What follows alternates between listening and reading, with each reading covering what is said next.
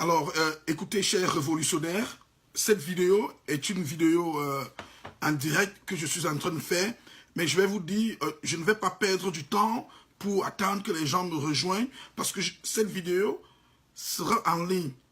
Donc, vous avez une responsabilité, vous qui me suivez, de partager cette vidéo, d'appeler vos amis et de leur demander de voir cette vidéo, parce que il y a des choses que je vais expliquer aux révolutionnaires, des choses qu'ils n'ont jamais compris ailleurs. Parce qu'il y a plein de manipulations qui se passent en ce moment en ce qui concerne le combat que nous sommes en train de mener dans notre pays, le Cameroun. Et c'est un combat qui est d'ailleurs un combat global pour la race noire, pour le peuple noir. Nous avons les mêmes problèmes. Et il va falloir que nous pensions autrement pour pouvoir apporter des solutions, des véritables solutions aux problèmes que nous avons. Alors, je suis en train de vous dire une chose, vous êtes absolument chanceux d'être connectés et d'avoir l'information que je vais partager avec vous. Parce que je suis un révolutionnaire. Et le révolutionnaire, c'est quelqu'un qui est éclairé et qui passe son temps à s'informer, à s'imprégner des réalités de sa société. Le révolutionnaire, c'est pas le paresseux. On ne peut pas être paresseux et se réclamer d'être un révolutionnaire. Il faut faire des recherches.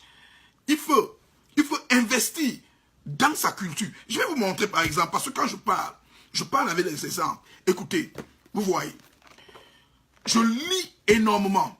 Quand quelqu'un vous dit qu'il est un révolutionnaire, tous ceux qui sont en train de faire l'activisme dans les réseaux sociaux là, je voudrais vous demander de leur poser la question de savoir quand date la dernière fois qu'ils ont lu un bouquin et demandent quel type de bouquin lisent-ils. Moi je vais vous dire, vous voyez ceci, ça c'est au chevet de mon lit, Prix colonial Black Africa. C'est un livre de Cheikh Anta Diop, un Africain, égyptologue. Voici ce que moi j'utilise pour quand je lis, si vous voyez, j'ai des notes que je prends là. Vous pouvez voir, en jaune partout là. Quand je lis, je fais des notes. Voilà le travail du révolutionnaire. Le révolutionnaire ne se lève pas un bon matin et il commence à débiter du n'importe quoi. Je vais vous parler d'un problème très important, mais je voudrais d'abord mettre la fondation pour que vous compreniez d'où je puise mes connaissances. J'achète un livre et à un moment, le livre, je ne sais pas là où se trouve le livre, et je rachète le même livre. Et après, je retrouve l'autre. Voici la Bible. Ça, c'est mon guide. Le document qui me guide. Je lis la Bible chaque fois. Le révolutionnaire devrait avoir un guide. Voici mon guide. Voici les choses que je lis. Comment la France, Afrique, instrument du sous-développement. Tout ce livre, ce n'est qu'en cette année, 2018, le panafricanisme ou le post-colonialisme, voilà. The Ruin of Empires. Ancient Egypt. Je vais vous dire une chose. Ne vous laissez pas entuber par tout ce monde-là. Vous avez tous la faculté de comprendre le monde. Tout ce que vous avez besoin de faire, c'est de vous investir intellectuellement. Tous ceux qui s'appellent professeurs, tous ceux qui ont des gros titres là, ça n'a rien de sens. C'est l'intelligence de l'homme qui compte. Et je peux vous dire, vous avez l'intelligence de pouvoir vous abreuver avec tout ce genre de choses. Achetez, investissez dans votre vie. Parce que vous ne pouvez pas mener le combat pour la libération du peuple si vous n'êtes pas instruit. Si vous n'êtes pas intellectuellement calé, quand je parle d'intellectuellement calé, c'est votre capacité à utiliser votre intellect. Donc quand on dit intellect, ce n'est pas professeur agrégé et tout ça. Alors, je vais parler de quelque chose de très important. Le problème dit Bamileke contre les Bétis ou les Bétis contre les Bamileke, un faux problème qui ne devrait jamais exister. Il y a un problème fondamental que nous, les révolutionnaires, devront appréhender. C'est le problème des classes. Le véritable problème que nous avons est un problème de classe et pas un problème de tribu. Et je vais vous expliquer quelques concepts. C'est à partir de la compréhension de ce concept que je vais vous expliquer que vous allez alors pouvoir tirer vos conclusions si véritablement il y a tribalisme ou pas au Cameroun. Ou, tout au moins, vous allez pouvoir tirer la conclusion sur la question de savoir si le problème du Cameroun est un problème de tribalisme. Il peut bien y avoir tribalisme, mais est-ce que le problème du Cameroun est un problème de tribalisme? Voilà la question que le révolutionnaire devait se poser. Et c'est une question que je m'étais posée. Et à partir de cette question, je me suis engagé à faire des recherches. Mais avant d'y arriver, comprenons un peu. Il y a beaucoup de confusion dans l'esprit des uns et des autres. Je vais vous expliquer un peu ce que c'est certains de ce concept qui me permettent de comprendre mieux le problème du Cameroun, qui me permettent de cerner le problème du Cameroun. Il y a un truc qu'on appelle le népotisme. Écoutez, il y a un truc qu'on appelle le népotisme. Le népotisme, c'est quoi? Je vais lire parce que je vais vous donner ce que j'ai écrit. C'est l'abus qu'une personne en place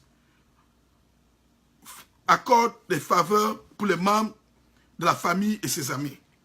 C'est l'abus qu'une personne en place octroie des faveurs pour les membres de la famille et ses amis. Donc, mais notez bien le mot népotisme, que je viens juste de vous donner un peu l'explication.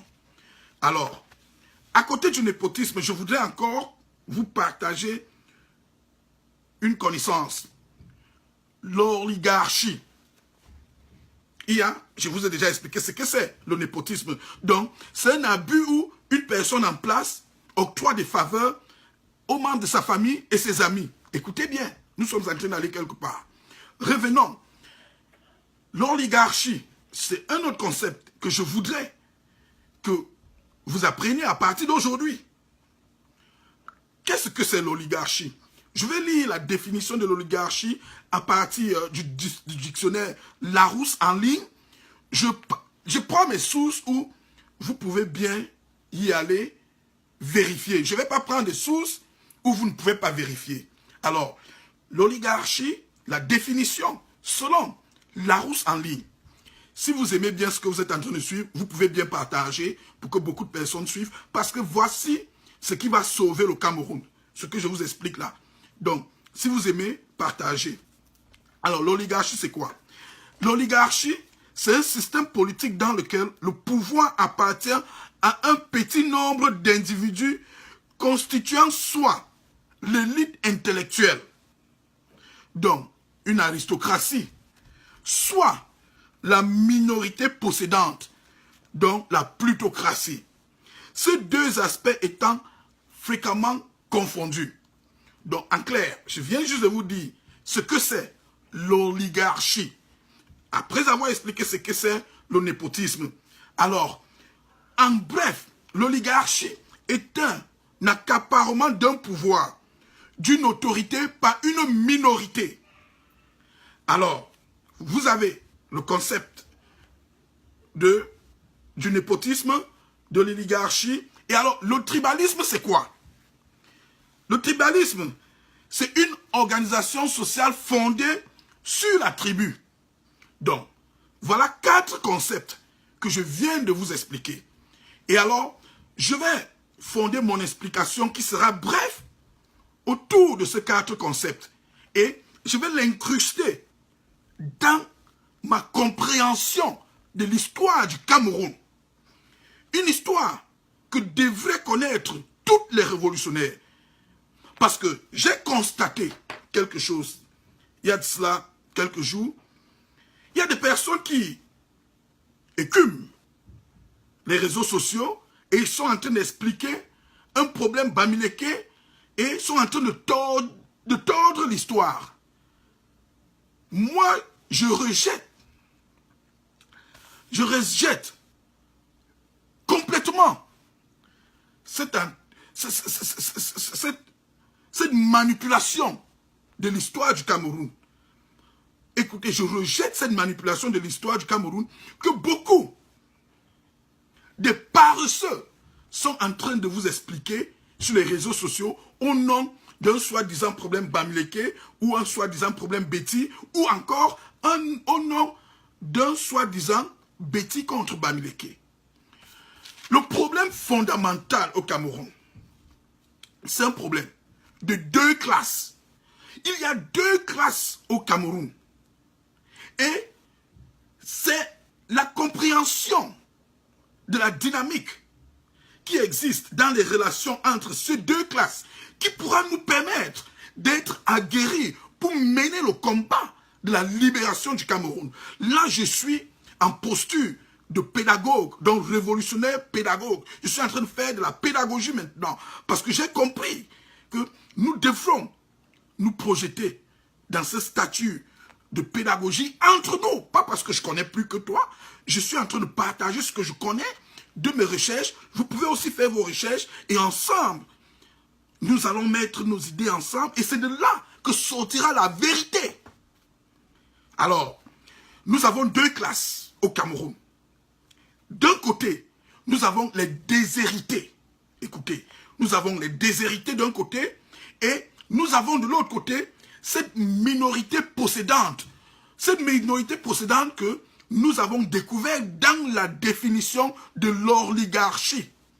Je vous ai défini ce que c'est l'oligarchie. Et pour ceux qui nous rejoignent, une fois de plus, je répète la définition de l'oligarchie. Pour qu'ensemble, nous puissions comprendre les deux classes qui existent au Cameroun. L'oligarchie, c'est un système politique dans lequel le pouvoir appartient à un petit nombre d'individus, constituant soit l'élite intellectuelle, aristocratie, soit la minorité possédante, plutocratie. Ces deux aspects étant fréquemment confondus. Donc, vous avez la minorité possédante d'un côté et les déshérités. Les déshérités, ce sont des qui? Qui sont les déshérités? Les déshérités sont des personnes dépourvues de certains biens que les autres possèdent. Donc les déshérités dans la société camerounaise, dans le contexte de notre combat révolutionnaire, sont des personnes qui sont dépourvues de certains biens que les autres possèdent. Alors les autres, c'est qui?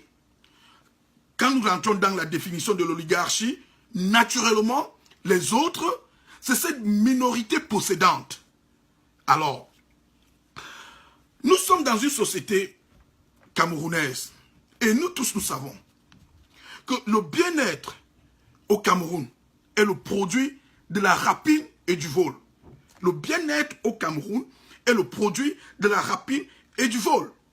Dans une société camerounaise comme la nôtre, où le bien-être se fonde sur la roubladise, la corruption et tout autre, il n'est que normal de comprendre que à la tête d'une pareille société se trouve alors une minorité possédante. Donc ça veut dire que toutes les richesses du Cameroun, toutes les richesses du pays reposent entre les mains de cette minorité possédante. Et de l'autre côté, nous avons le bas peuple, les déshérités. Ces déshérités sont ceux-là qui n'ont pas certains biens que les autres possèdent. Cette minorité, donc cette majorité des déshérités, ils naissent dans la misère.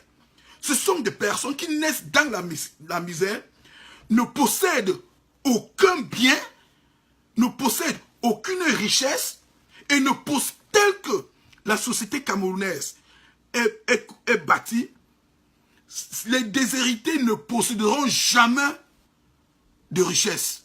Voilà comment est galvanisée notre société camerounaise. Alors, pour avoir la mainmise en perpétuité sur le reste des Camerounais, la minorité possédante doit créer des subterfuges. Écoutez, la minorité possédante, donc, cette minorité possédante qui est une oligarchie. C'est une oligarchie et c'est pas du tribalisme. Voilà là où je veux en arriver. Que le problème au Cameroun, les gouvernants au Cameroun, ils gouvernent au nom d'un système mis en place appelé une oligarchie et pas au nom d'une tribu.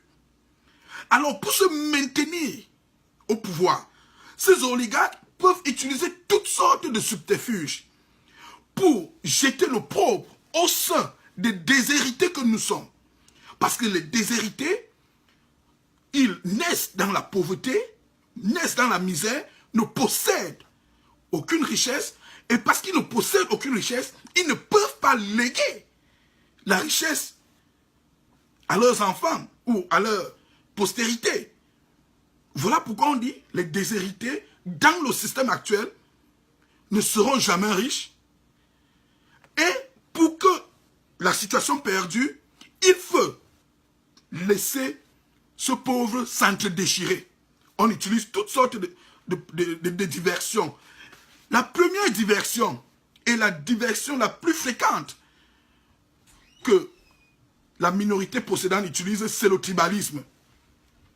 Parce que quand ils injectent le tribalisme au sein de la classe des déshérités, nous allons maintenant nous regarder en chien de défaillance. C'est-à-dire, tu regardes ton frère parce que dans ta tête, on a cristallisé l'idée que le problème est un problème tribal.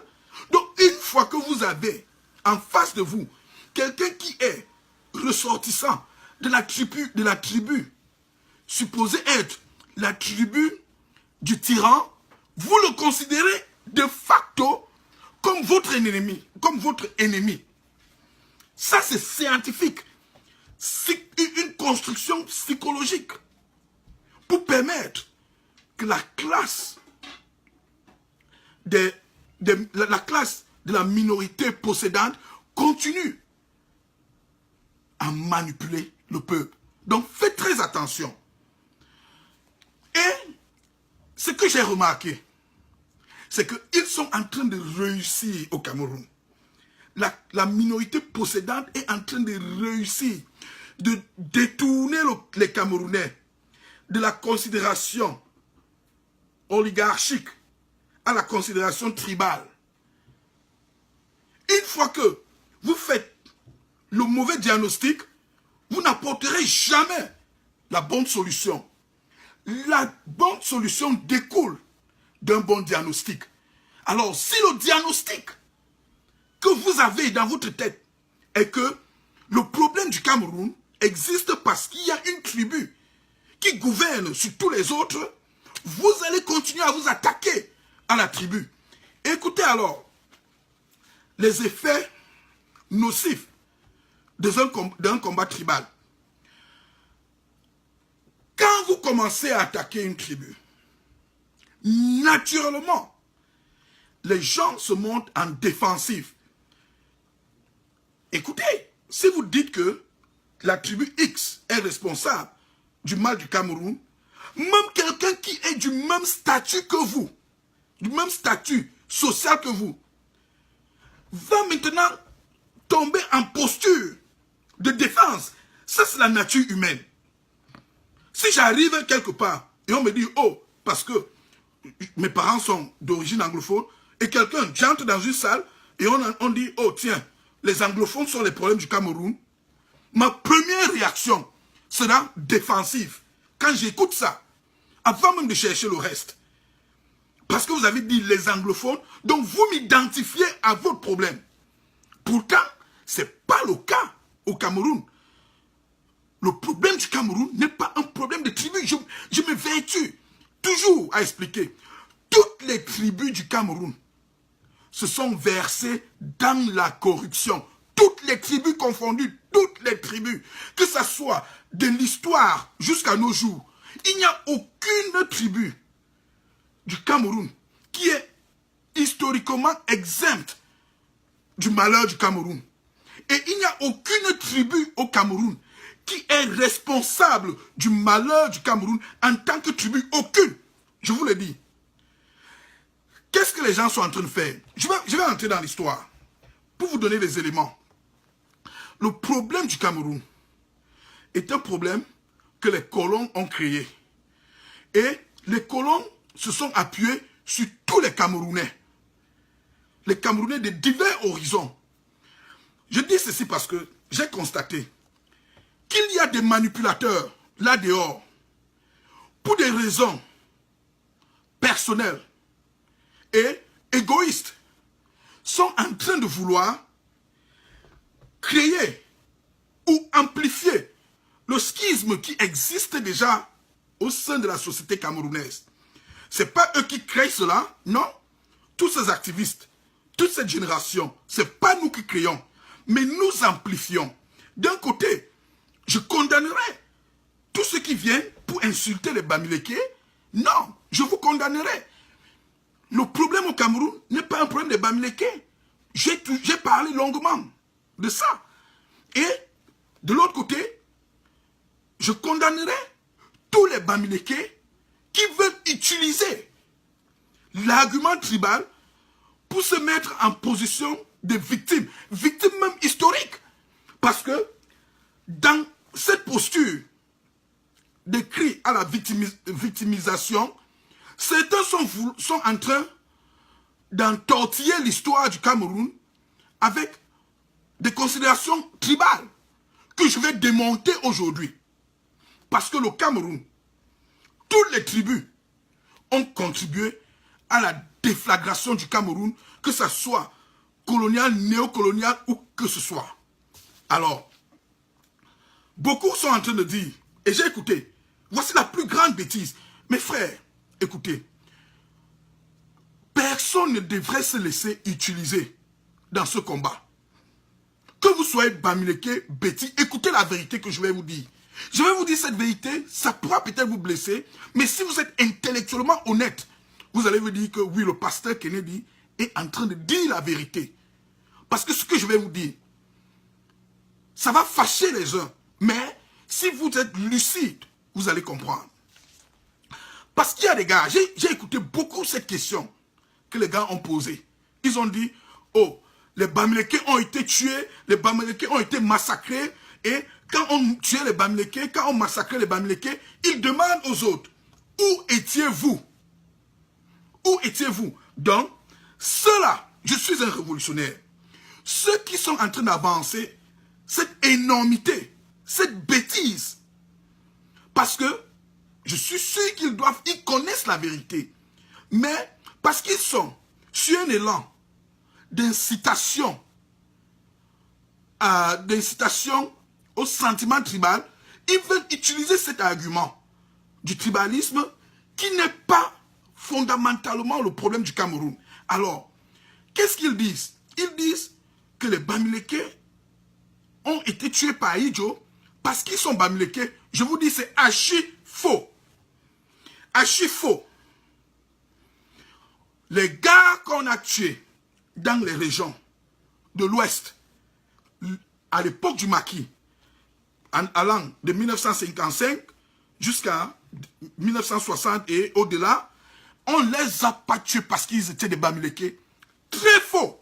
C'est une manipulation de l'histoire du Cameroun que je dois démonter.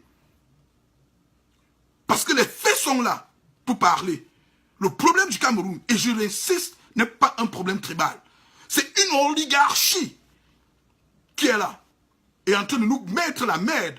C'est une oligarchie qui fout la merde au Cameroun. Ce n'est pas une tribu. Alors, est-ce que vous connaissez que dans l'histoire du Cameroun, tous les tribus se sont trempées? Est-ce que, je vais partir à partir des faits historiques. Le premier ministre du Cameroun s'appelait André-Marie Mbida. Écoutez très bien. Le premier ministre du Cameroun s'appelait André-Marie Mbida. Très intéressant là où nous sommes en train d'aller. Si vous êtes branchés là, ne partez pas. Restez collés là. Écoutez tout ce que je vous dis. Parce que beaucoup devraient payer pour avoir ce que je suis en train de vous dire maintenant. Mais je vous donne cela gratuit. Le premier, et d'ailleurs, ce que j'explique, il n'y a aucun autre chercheur camerounais qui a expliqué cela comme je suis en train de le faire. Je suis le premier à avoir décerné ce qui se passe et avoir mis les faits ensemble pour sortir avec ces grandes révélations que je vais vous faire, je vais vous donner. Alors, le premier ministre du Cameroun, André-Marie Mbida, il est là. C'est André-Marie Mbida. Et vous connaissez qui était le premier président de l'Assemblée législative du Cameroun? Est-ce que vous le connaissez? Donnez-moi une seconde. Le premier président de l'Assemblée législative du Cameroun s'appelait Kemajou Daniel. Écoutez bien le nom. Et n'oubliez jamais ce nom.